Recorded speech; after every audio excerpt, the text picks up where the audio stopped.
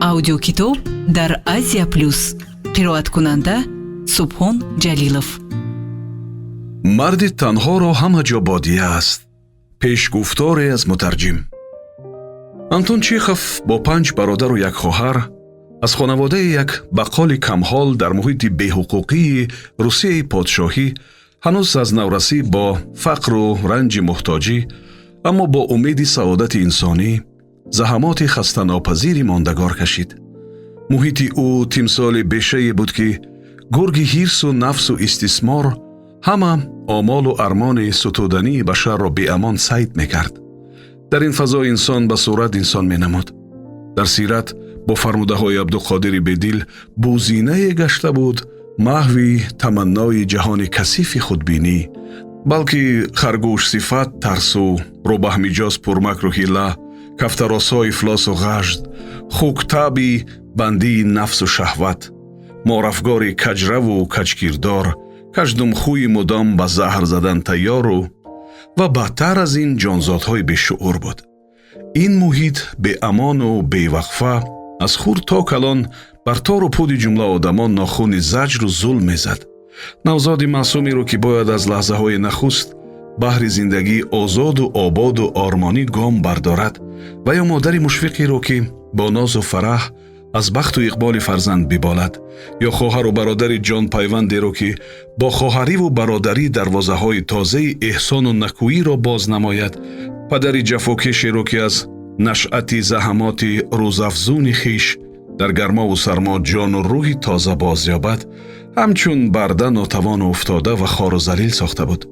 он низом низоми ҷонварони ҷангал буд. ҳар ки ҳоким буду хоҷаву мавло буду азизу доро, ва аммо дигарон чокару нотавон, овора ва гадои сарсони ин мулки доро.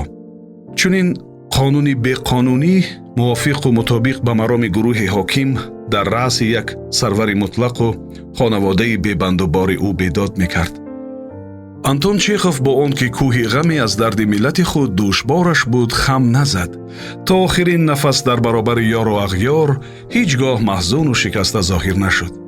Чехов миёни анбӯҳи дӯстонаш гирифта аз олиму адибу корагаҳу муҳандис то коргару майфурӯшу ҳаммомиву аспдузду руспӣ ҳамеша муваққару хушҳолу самимӣ намоён шуд. намоди инсони боғурур, ҷавонмарди шуҷоъ дар корзори адлу ифтихору шараф. ҳикоёти Чеховро бо ин ки танз медонанд, аммо хандадор нестанд ва бештар ба хотири нигоҳи хоси адиб ба ин олам як комедии нарме ҳастанд. дар ҳикоёташ саҳнаҳои талхе ҳам рӯнамо мешавад, аммо ҳатто дар талхтарин достонҳо ки қаҳрамони ҳикоя бо ҷавру ҷафо мемирад ё дар зиндагӣ дар роҳи ишқу ҳавасаш шикаст мехӯрад, ё ки дар як бунбасти печидаи рӯзгор раҳгум мезанад, боз ҳам ин ҳикоя троҷедӣ нест ва зиндагӣ ҳар чӣ қадар ҳам сахт бошад, бо арзиш нишон дода шуда аҳамият дорад. антон Чехов танҳо 44 сол зиндагӣ кард ки дар поёни нимаи умраш ба сил печид ва саранҷом аз ин беморӣ даргузашт. аммо ӯ кореро ба поён расонид ки як инсони маъмулии солим дар 10 солаҳо наметавонад бианҷомад. ӯ инқилобе дар адабиёт барангехт. 20 ҷилд асари насрии дар ҷаҳон маъруф таълиф намуд. дар 25 соли таҷрибаи адабӣ муваффақ ба эҷоди ҳудудан 900 асари хурду бузург шуд. осораш ба беш аз 100 забон баргардон ва нашр шуд ва низ беш аз 200 асараш ба рӯи саҳнаи синемо рафт.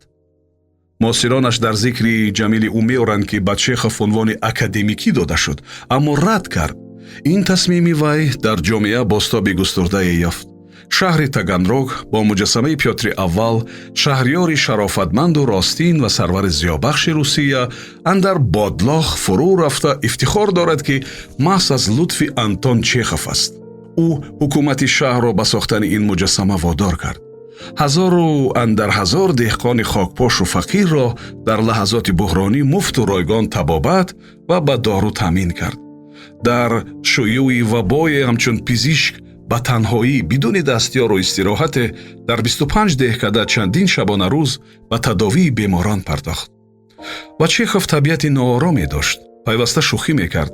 ҳатто дар солҳои охири умр ки гирифтори сил ва нороҳатии чашм пайдо карда буд, ҳамчунон ба шӯхиҳои худ идома медод. солҳо пас аз маргаш дӯстони ӯ аз қаҳқаҳаҳои зебои хандааш ёд мекарданд ва дар хонаводаи император Николай II ҳамеша асарҳои Чеховро мутолиа мекарданд. ҳатто гоҳе ҳам аз рӯи осори вай намоишномаҳои хонаводагӣ мегузоштанд. ва чун падари Чехов даргузашт, ангуштари вай ба нависанда ёдгор монд, ки ин навиштаро дошт: марди танҳоро ҳама ҷо бодия аст. ангуштар ҳамеша дар ангушти Чехов буд. охирин калимоти васиятномаи Чехов ба хоҳараш, ки аз олмон навишт, фавқулода чехавиёна буд. ба камбағалон ёрӣ расон, модарамонро азиз дор, бо сулҳу сафо зиндагӣ кунед. муҳимтарин ҷиҳати эҷодиёти ӯ он аст, ки алфози мастураш ба ҳадде муҳкаму побарҷост, ки наметавон аз онҳо ҳарфеу ҳиҷоеро беҷо кард. наметавон ҳиҷ як сухани ӯро нодида гирифту аз ин сухан беибову бепарво рад шуд. наметавон бори маънии гуфтаи ӯро ба маънои дигаре тарҷеҳ дод. аз сӯи дигар дар аъмоқи суханҳояш андешаҳои бикру мармӯз, тафаккури ҳакимона ҷо гирифта ва билохира то ҳадди имкон кӯшидааст муъҷазу фишурдаву кӯтоҳ сухан орад, аммо бо нуктапардозӣ ва шоирона. ин каминаам дар рафти кор ҳамеша аз худованди маннон таманно кардааст, ки ба ҳадди имкону тавон ин ҷаҳони маънавии Чехови бузургворро бо форсии тоҷикӣ бозтоб кунад ва ҳамон бори амонатро ба манзили мурод бирасонад. аз ин рӯ умед дорам хонандагон агар костие дар сатрҳои ин китоб бинанд, ин баргардонандаи камтаҷрибаро бо лутфи Чеховӣ бибахшоянд. обиди Шакурзода. сомиёни азиз, мо пешгуфтори мутарҷими ҳикояҳои Чехов Обиди Шакурзодаро бароятон пешниҳод кардем. аз гуфтори дигар шумо маҷмӯи ҳикояҳои Антон Павлович Чеховро хоҳед шунид.